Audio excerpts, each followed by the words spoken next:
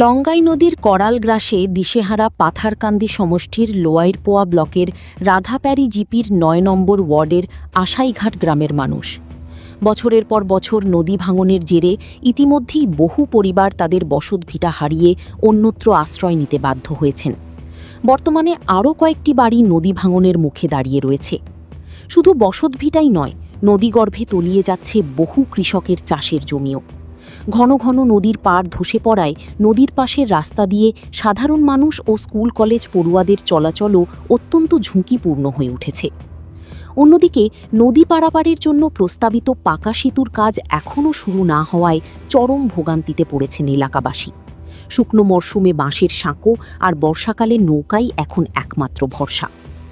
এলাকার ভুক্তভোগী মানুষজন ও ওয়ার্ড সদস্যের প্রতিনিধি সঞ্জয় বৈদ্য নদী ভাঙন রোধে দ্রুত পাথরের বাঁধ নির্মাণ এবং প্রস্তাবিত স্থানে পাকা সেতু তৈরির দাবিতে সিও, ডিসি ও স্থানীয় বিধায়ক কৃষ্ণেন্দু পালের হস্তক্ষেপ কামনা করেছেন। ভানুচন্দ্রের রিপোর্ট, আসাম প্রাইম নেটওয়ার্ক।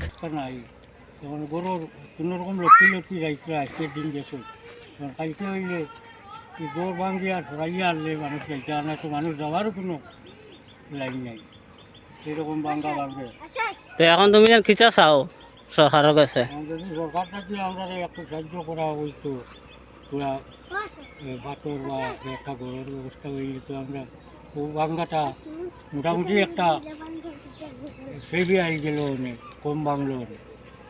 তো যা অবস্থার বাঙ্গা ভাঙে, নদীর তো জল বেশি নাই তবুও ভাঙবে না।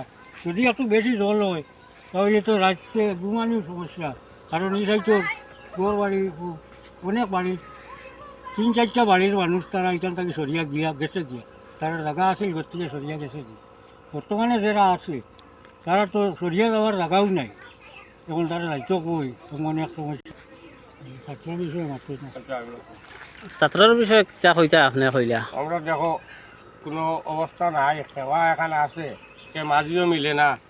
আমরা এগু লল্লি ফুলের লগে আবেদন জানাই আর সরকারও গেছে, কৃষ্ণবন্ধু স্যারর গেছে, আর মহাশয় আমরা হিমন্ত স্যারর গেছে। আমরা এগু লল্লি ফুল যদি পাই তে আমরা অসহায় মানুষ আমরা ফারইতে সুবিধা হইব।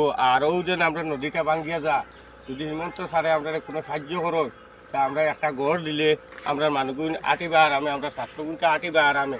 আমরা ছোটো ছোটো বাচ্চা আছে, এটা যাইতে সুবিধা অসুবিধার লগে বড় কষ্ট এটা সুবিধা হইব। ও এরুটা আবেদন আমরা সারার গেছে জানাইয়া এখানে আমরা মেম্বার প্রেসিডেন্ট আমরা সারার গেছে আস্থা দেশবাসীর গেছে অনুরোধ করি আমরা এখানে জানাই আর কি। তার লগে আমরা ও বড় অসহায় হয়েছে এই কারণে, এই নদীর কারণে। আর যারা বাড়ি ও কিনারও এখানে এরা কোনো জাত আশ্রয় নাই, নিয়ে আশ্রয় হয়ে গেছে। স্যারের কাছে ডিসি স্যারের কাছে আমরা অনুরোধ জানাই দয়া করিয়া আমরা জায়গাটা আপনি একটু এনকোয়ারি করাইয়া দেখুন। আমরা বড় সমস্যার মাঝে আছে কয়েক পরিবার না ধরে প্রায় ১-২-২৫০ পরিবার মানুষ আমরা এখানে সমস্যার মাঝে।